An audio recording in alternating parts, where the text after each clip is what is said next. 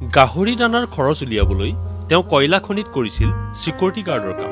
এই গাহৰিখিনি যেতিয়া মই আনিলোঁ মোৰতো গোটেই পইচা শেষেই হ'ল বুলি ধৰক। তাৰপিছত খোৱাবলৈ ইহঁতক বহুত কষ্ট। এতিয়া মানুহগৰাকীয়ে সম্পূৰ্ণ এবছৰ ইহঁতৰ লগত লাগিলে আৰু সেই এবছৰ দিনটো মই মাঘেৰিটাৰ কয়লা খনিত সিকিউৰিটি গাৰ্ড কৰিছিলোঁ। গাহৰিক খুৱাবৰ কাৰণে মই মাঘেৰিটাৰ লিডুৰ কয়লা খনিত ৰাতি সিকিউৰিটি গাৰ্ড কৰিছিলোঁগৈ পইচাৰ কাৰণে। কঠোৰ পৰিশ্ৰম কৰা কাকপথাৰৰ ডেজিগনেটেড শিবিৰৰ এজন আলফা কেডাৰৰ জীৱন কাহিনী। কলেজত পঢ়ি থাকোঁতেই এদিন তেওঁ যোগদান কৰিছিল আলফাত। চৰকাৰৰ আহ্বানত এদিন মূল সুঁতিলৈ ঘূৰি আহিল তেওঁ। তেওঁৰ নতুন ঠিকনা হ'ল কাকপথাৰ ডেজিগনেটেড শিবিৰ। 2001 চনত মই BA পঢ়ি আছিলোঁ। BA পঢ়ি থাকোঁতে মই সংযুক্ত মুক্তি বাহিনী অসমৰ এজন সদস্য হ'লোঁ। তাত বহু কষ্টৰ মাজেৰে দিনবিলাক পাৰ কৰি 2008 চনত মই মূল সুঁতিলৈ ঘূৰি আহিলোঁ। কিন্তু চৰকাৰে কোনো সংস্থাপন নিদিয়াত তেওঁৰ জীৱন হৈ পৰিল দুৰ্বিষহ। মূল সুঁতিলৈ ঘূৰি অহাৰ পিছত আমি এবছৰমান মই থকাৰ পিছত আমি বিবাহপাশত হ'লোঁ। তাৰপিছতে জীৱনটো চলাই নিবলৈ ধৰক বহুত কষ্ট কৰিবলগীয়া হ'ল। চবতে ধৰক বিফলতা।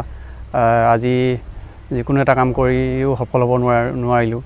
ইটো কৰোঁ সিটো কৰোঁ, চবতে বিফলতা। ইটোৰ পাছত সিটো ব্যৱসায়ত বিফল হোৱাৰ পাছত এদিন পত্নীৰ আত্মসহায়ক গোটৰ পৰা টকা ধাৰলৈ লৈ সৰুকৈ আৰম্ভ কৰিলে এখন গাহৰি ফাৰ্ম। এতিয়া এই গাহৰি ফাৰ্মে নতুন আশাৰ সঞ্চাৰ কৰিছে বিকাশ গগৈৰ জীৱনত। প্ৰতি বছৰে 600 গাহৰি পোৱালি বিক্ৰী কৰি ব্যৱসায় কৰিবলৈ সক্ষম হৈছে 30 লাখ টকাৰ। আহক মোৰ গায়ত্ৰী লাইভ ষ্টক গায়ত্ৰী পিক ব্ৰিডিং ফাৰ্মলৈ আপোনালোকক স্বাগতম জনাইছোঁ। আহক।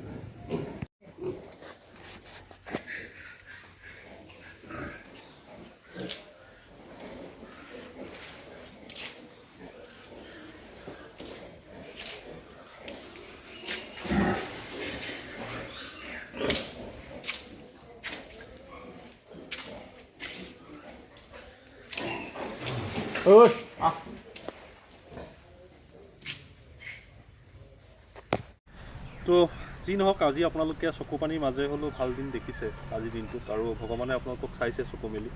আৰু কি আশা কৰে ভৱিষ্যতটো কেনেধৰণে আগবাঢ়ি যোৱাটো আশা কৰে? ভৱিষ্যতটো এতিয়া কি বুলি ক'ম, ভৱিষ্যতটো এজনী ছোৱালী আছে, তাইক পঢ়াই শুনাই অলপ ভাল কিবা এটা কৰিব পাৰিলে হ'ল। আৰু ফাৰ্মৰ ক্ষেত্ৰত এতিয়া এখন ফাৰ্মৰ পৰা আৰু এখন ফাৰ্ম কৰিবলৈ সক্ষম হৈছোঁ। এতিয়া তাত ফাৰ্মিঙৰ মানে কনষ্ট্ৰাকশ্যন কাম চলি আছে। সেইখন অকণমান ইয়াতকৈ উন্নত হ'ব আৰু ইয়াতকৈ অলপ ডাঙৰ হ'ব। প্ৰায় এতিয়া 60-70টামান ৰুমৰ হ'ব সেইখন ফাৰ্মখন। সেইখন এতিয়া আৰম্ভ কৰিছোঁ।